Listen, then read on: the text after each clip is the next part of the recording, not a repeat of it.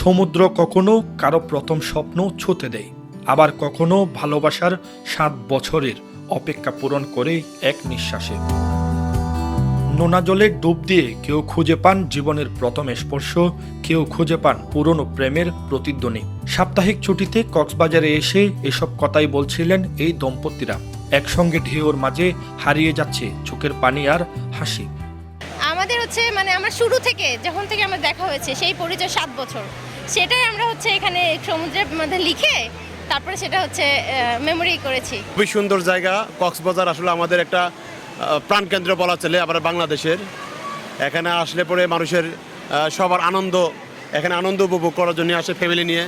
আজকে আসলে অনেক ভালো লাগতেছে। সমুদ্রের আসলে গর্জনটা খুব কাছ থেকে শোনা হচ্ছে, তো এত কাছ থেকে এত সুন্দর সমুদ্র আমাদের দেশে আছে আগে জানতাম না, না আসলে আসলে এক্সপিরিয়েন্স করা যায় না। সাপ্তাহিক ছুটিকে ঘিরে কেউ স্নান করছেন সাগরের নোনা জলে, কেউ বা বালিয়াড়িতে বসে প্রিয়জনের সঙ্গে আনন্দ উপভোগ করছেন। সাগরের ঢেউ আর নীল আকাশ যেন তাদের আনন্দকে আরও রঙিন করে তুলেছে।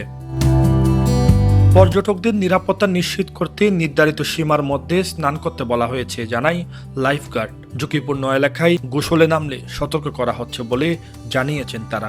গোসলের জন্য এখন নিরাপদ নয়, ঝুঁকিপূর্ণ। তারপরেও যারা গোসলে নামতেছে তাদেরকে আমরা মাইকিং এবং হুইসেলিং দিয়ে তাদের কাছাকাছি রাখতেছি যেন কেউ দূরে না যায়। সাপ্তাহিক ছুটিতে জমে উঠেছে পর্যটন ব্যবসা। হোটেল, রেস্টুরেন্ট সহ নানা সেবা খাতে চলছে ব্যস্ততা। পর্যটকদের নিরাপত্তায় মোতায়েন রয়েছে ট্যুরিস্ট পুলিশ, লাইফগার্ড ও বিচ কর্মীরা। সাইদুর রহমান শিমুল, চিটাগং ট্রিবিউন।